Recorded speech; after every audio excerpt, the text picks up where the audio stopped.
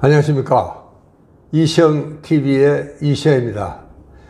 요즘 우리 박 교수 때문에 많이 시달리고 있습니다, 저는요.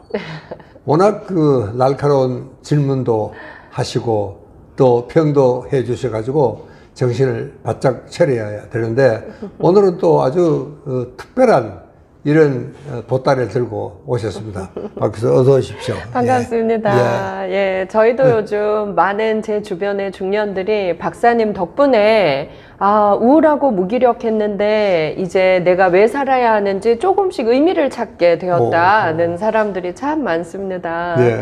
그 중에서도 박사님 책이 저희에게 주는 그 위로와 희망의 메시지가 아주 큰데요. 네. 예, 이 책은 최근에 제가 거의 매일 들고 다니는 네. 책입니다. 가장 최근에 내신 예. 책이에요. 네. 농부가 된 의사 이야기. 예. 예. 우리가 100세 시대 준비하면서 우리 이제 제2의 인생 어떻게 살아야 되나 고민을 했는데 박사님도 농부가 된 이야기를 네. 그림과 글로 저희에게 써주셨어요. 네. 예. 벌써 이 책이요. 첫 책이 아니라 두 번째 문인화 에세이 책입니다. 네. 예. 그리고 그 책이 공교롭게도 100권째 쓴 책입니다. 그러시죠. 저는 듣고 너무 좀 깜짝 부끄럽죠. 놀랐는데요. 네. 박사님도 100번째 책이라는 걸 알고 깜짝 놀라셨다고요. 저도 깜짝 놀랐습니다. 사실은요. 이야, 그 100권 중에 사실 제일 아끼는 책이 있을 것 같기도 해요, 박사님. 어떠신가요? 그렇죠? 제가 제일 고생했던 게 신인간이라는 책이었습니다. 90년 초반에 쓴 책인데 예. 그리고 그때 내가 본 우리 젊은이는 완전히 뭐 별종이야. 네. 내가 생각하고 너무나 다른 거예요. 예. 그래서 제가 그때 어디를 다녔냐면은 홍대 앞에, 네. 그 다음에 이태원, 예. 그 다음에 젊은이들이 제일 앞서간다 하는 아이들이 이제 그때 이제 저 평창의 스키장, 예. 이 세 군데를 거의 1년을 다니면서 제가 리서치를 했습니다. 도대체 이 아이들은 무슨 생각을 하며 또 어떻게 이걸 하고 있느냐. 그리고 홍대 앞에 가니까요, 그 지하실에, 껌껌한 지하실에 아이들이 뭐 작곡하는 아이도 있고, 기타 치는 아이, 무슨 뭐 북을 치는 아이, 또 문간에는 보니까 막 그 라면 그릇이 이렇게 쌓여 있고, 아이들을 하나하나 물어보니까 다 괜찮은 집 아이들이야. 여기서 이렇게 하고 있을 아이들이 아니야. 네. 야, 이 아이들은 어떤 아이들인가. 그래서 내가 그때 캡슐족이라고 이름을 붙였어요. 네. 이런 캡슐에 들어가 있고 굉장히 폐쇄적이고 자기들끼리는 세상에 그렇게 행복한 아이들이 없어. 예. 그래서 내가 신인간이다, 새로운 인간이다 하는 이야기를 제가 썼습니다. 그걸 그때 어느 방송국에서 1년 동안 방송을 한 게 있습니다. 사실은. 세상에. 이런 아이들에 대해서요. 예. 그래서 참 그 책을 저는 이 시대가 변해 가면서 우리 아이들이 이렇게 변한다 하는 거를 우리 기성세대가 좀 알아줬으면 좋겠다. 이해를 했으면 좋겠다 하는 그런 정말 책을 썼는데 지금 생각하니까 그 아이들이 정말 그렇게 멋있는 K-팝의 원조가 되리라고 하는 저는 그때는 뭐 상상도 못했죠. 그 아이들이 지금 제 나이 중년이 이제 되어 있는 거고요. 예.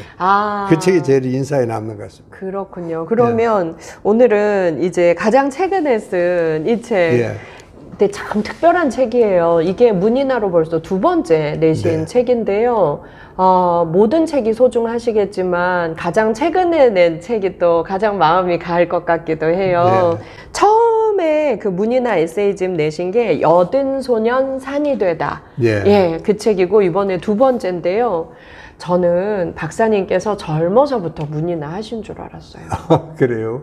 근데 제가 진짜 박사님이 몇 살에 문인화를 시작하셨나 알고 굉장히 충격을 받았습니다. 그 얘기 좀 해주시죠. 문인화 시작하시게 된 계기. 그래요. 대전역에서 우연히 어느 노숙자를 만났는데 그분이 내가 치료했던 환자였어요. 깜짝 놀랐습니다. 그래서 이제 그 양반이 나를 보더니 피해요. 그거를. 근데 참 착한 분이었어요. 그런데 이분은 얼마나 재수가 없어서 운이 없어서 그렇겠죠. 이 하는 사업마다 자꾸 실패를 하는 거예요. 얼마 후에는 소식이 없어졌어요. 그랬더니 이제 결국은 대전에서 노숙자가. 저는 그날 너무 마음이 착잡했습니다. 예. 기차를 타고 돌아오면서 내가 저 사람의 그 심경을, 그 아픈 심경을 얼마나 내가 공감하고 이해를 했을까. 치료자로서 또 상담가로서 이 굉장한 그 자괴감이라든가 자책감이 정말 들더라고요. 그래서 제 생각에는 안 되는 걸 한번 해보자. 예, 그 생각이 들더라고요. 그게 그때 내 나이가 정확하게 80이었습니다. 80세 되던 해 내가 안 되는 걸 한번 해보자. 확실하게 보장이 될 수 있는 게 실패가 이거는 그림이다. 그래서 그림을 시작을 한 거예요. 그래서 내가 우리 주변에 야 국민학교 때 뒷벽에 그림이 한 번도 못 붙어본 사람들 모여라 그랬더니 한 20여 명이 모였어요. 어머. 그래서 내가 참 좋아하는 선생님을 모시고 그림을 배우기 시작을 한 거예요. 그래서 시작을 한 겁니다. 그게. 제일 못하는 걸 하면 네. 조금이라도 이제 잘하는 성과만 얻을 수 있잖아요. 예, 그 기쁨을 맛보고 싶으셨던 걸까요? 그런 게 아니고 그 양반의 그 아픈 심경을 내가 공감을 할 수 있지 않겠나. 나도 실패를 하면은. 예, 완전 실패다. 그래서 이제 그림을 그렸는데, 처음에는 이제 이 난을, 사군제를 가르치더라고, 선생님이.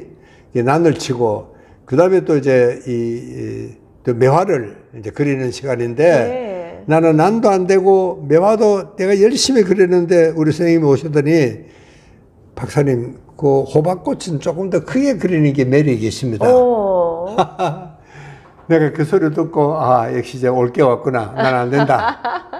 난 정말 난 그래서 내 그림에는, 여러분 보시면은 사군자 그림은 없습니다. 뭐 돼야지 안 되는 걸 어떻게. 그러나 이게 이제 내가 하자 그래놓고 내가 안 한다 할 수도 없고, 내가 완전 실패할 때까지 내가 한번 해봐야지.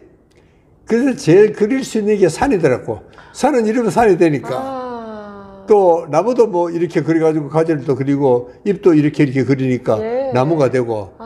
근데 문인화니까 이게 글빨이 들어가야 됩니다. 글이. 뭐 달이 있더니 네가 그립다든가 뭐 그런 말을. 근데 우리 선생님이 이걸 자꾸 가져가는 거예요. 어느 날 교실에 잔뜩 내 그림을 전시를 해놨어요. 그러면서 하는 이야기가 참 재밌는 이야기예요. 그림에는 두 가지가 있습니다. 잘 그린 그림이 있고, 여러분이 그린 그림은 잘 그린 그림이고, 보다시피 이 박사가 그린 그림은 잘 그린 그림은 아닙니다. 그러나 좋은 그림입니다. 좋은 그림이라는 것은 이 그림을 보면서 많은 생각을 하게 하는 그림이 이게 좋은 문인화입니다. 그게 문인화라. 그래가지고 이제 이 하나씩 해석을 하는데 이 완전히 꿈보다 해몽이야. 야, 내 그림이 저렇게 훌륭한가? 그러니까 뭐 그전까지는 그들도 보지도 않은 사람들이 갑자기 내 그림을 가져가고, 그랬더니 우리 선생님이 박사님 그림은 함부로 그렇게 하시면 안 됩니다. 그렇게 하고 만든 게 이제 그 그림책이었어요. 여든소년 산이되다가 그렇게 나온 거죠. 그래서 나온 거예요. 그림은 우리 이제 화면에 나올 텐데요. 제가 정말 좋아하는 거 하나 낭독을 해야겠습니다. 차창으로 흐르는 시베리아의 6월, 꼬박 이틀 난 울기만 했다. 죽기 전에 꼭 해봐야 할 것들, 리스트 중엔 기차도 있습니다.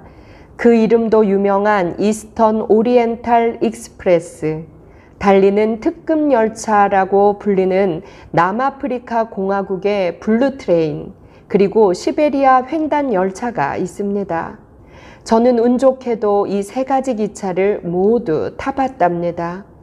시베리아의 6월 대평원을 가득 덮고 피어난 이름 모를 작은 꽃들은 너무도 아름다웠습니다. 아무 말도 나오지 않았습니다. 이틀 꼬박 차창 밖을 흐르는 대평원을 바라보며 울기만 했습니다. 한없이 겨울일 것만 같은 시베리아에도 여름은 오고, 모든 것이 얼어붙어 정지한 시간일 것만 같은 그곳에서도 목숨들은 부지런히 제 몫의 삶을 살아내고 있었습니다. 이때가 박사님 연세가 언제 이 꿈을 실현하셨던 걸까요? 그때 아마 그렇게 오래지 않았습니다.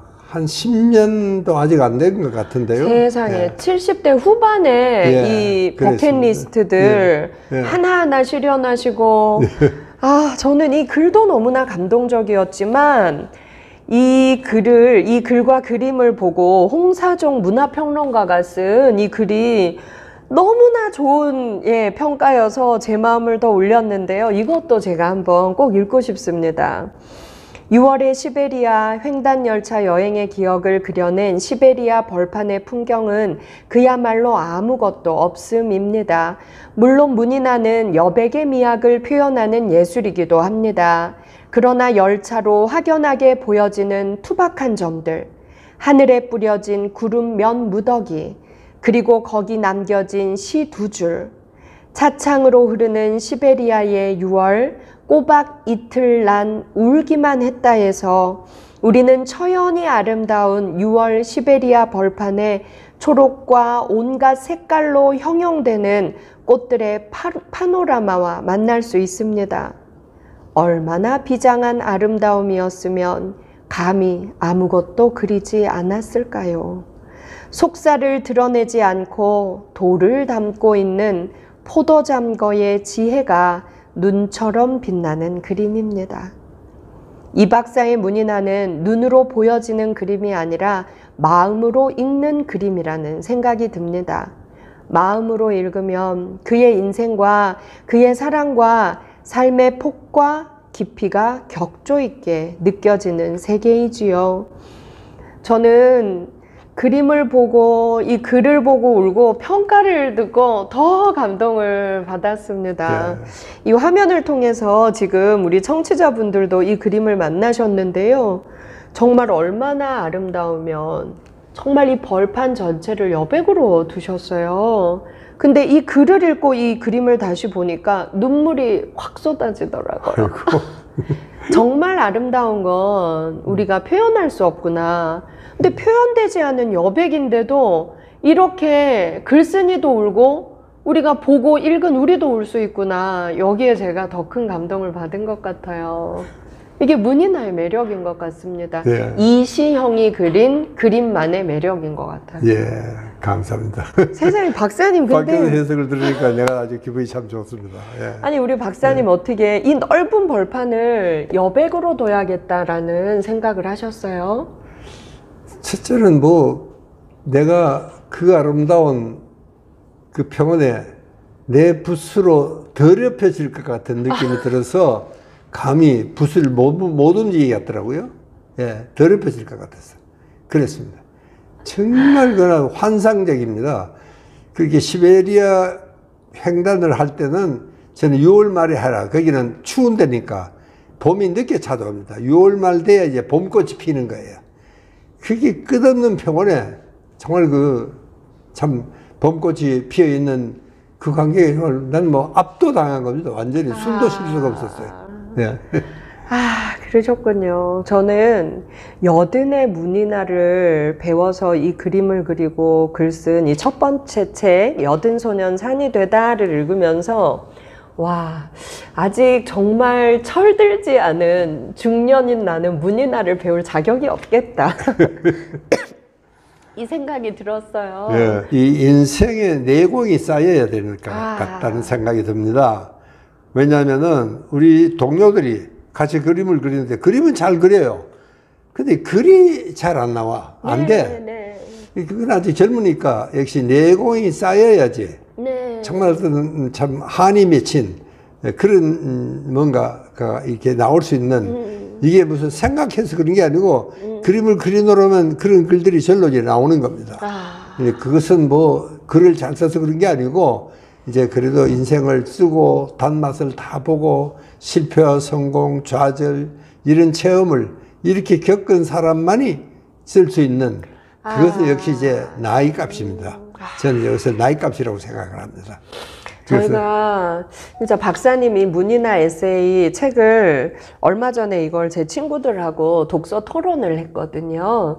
그러면서 저희가 굉장히 큰 의미들을 찾을 수가 있었는데요. 여든의 그림을 시작하셔서 86에 이 문이나와 에세이로 책을 2권이나 내셨다는 것 자체가 저희한테 너무 큰 위로와 희망을 주신 것 같아요. 예, 박사님 앞으로도 계속 그림을 그리실 거죠? 그렇죠. 예. 아, 제가 이 책에서 제가 가장 사랑하는 그림과 글을 또 읽고 싶어요. 이렇게만 화면에서 봐도 이 그림이 너무나 아름답지요. 예. 이걸 제가 또 낭송을 하고 싶은데요. 예. 이 그림 밑에 이렇게 써 있습니다. 돌아서면 한 마당인데 노승의 빗질은 끝이 없다. 저는 이 문장이 우리 박사님을 가장 잘 표현한 문장인 것 같아요. 예. 이 글의 제목이기도 합니다. 선방 뒷뜰에 낙엽이 지기 시작했습니다. 노승이 한가로이 뜰을 쓸기 시작합니다. 하지만 돌아보면 다시 한마당인데도 노승은 쓸기를 멈추지 않습니다.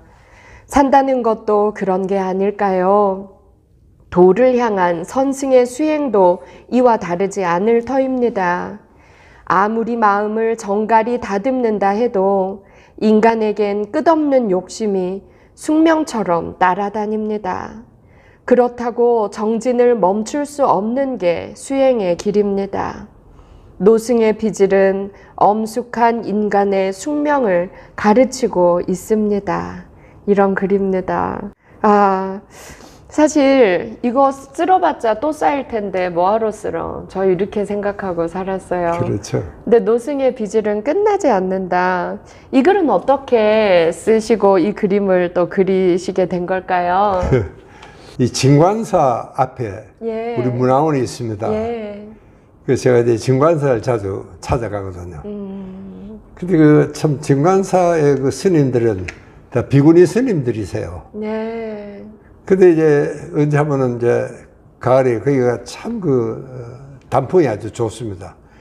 근데 그걸 이제 쓸고 계시는 뒷모습을 보니까 아, 저 수도의 길이라는 것은 예. 참 끝이 없고 있구나. 아. 정말 낙엽이야 뭐 계속 떨어지는데 뜰만 돌아서면 또 한마당 낙엽에 널려 있는데도 스님이 계속 그걸 쓰시는 거 보면은 우리 인생도 그렇지만 저 득도의 길이라는 게 저렇게 참 계속 끝없이 가야 되는 것이 득도의 길이구나 그런 생각을 하면서 스님들의 그 참 높은 그 참 우리는 생상도 못하는 그런 정신 세계를 가고 있는 모습이 제 눈에는 너무 인상적이었습니다. 그게. 아, 그러셨군요. 예. 다시 돌아봐도 한마당이 되더라도 쓸기를 멈추지 않아야 한다는 것. 예. 참, 저희에게도 박사님이 끊임없이 이렇게 좋은 글 써주시고 좋은 말씀 해주시는 게 사실 이 방송이 인기 있는 이유도 이 많은 한국인들에게 정신적 아버지의 역할을 너무 오래 해오셨고 지금도 저희에게 해주고 계세요. 예. 그래서 저희에게는 이 계속 수도승처럼 비질을 멈추지 않는 노승의 모습이 박사님의 모습으로 오버랩돼서 읽혀졌습니다. 그래서 박사님이 저희들에게 힘든 역경 속에서도 삶의 의미를 찾고 오늘 하루가 힘들지만 수도승의 마음으로 내 인생을 빗질하면서 다시 되새겨보게 하는 이런 의미를 찾아주셔서 너무 감사하고요. 이 빗질을 엄숙한 인간의 숙명을 가르치는 이 빗질을 끝내지 말고 앞으로 오래오래 이 이시영TV 통해서 또 해주시면 참 좋겠습니다. 오늘도 이 책을 통해서 참 많이 배웠습니다. 박사님 감사합니다. 박 교수야말로 참 감사합니다. 아버지 역할을 한다 그러더니 박 교수는 정말 어머님 역할을 잘해 주신 것 같아서 감사를 드립니다. 네, 고맙습니다. 예.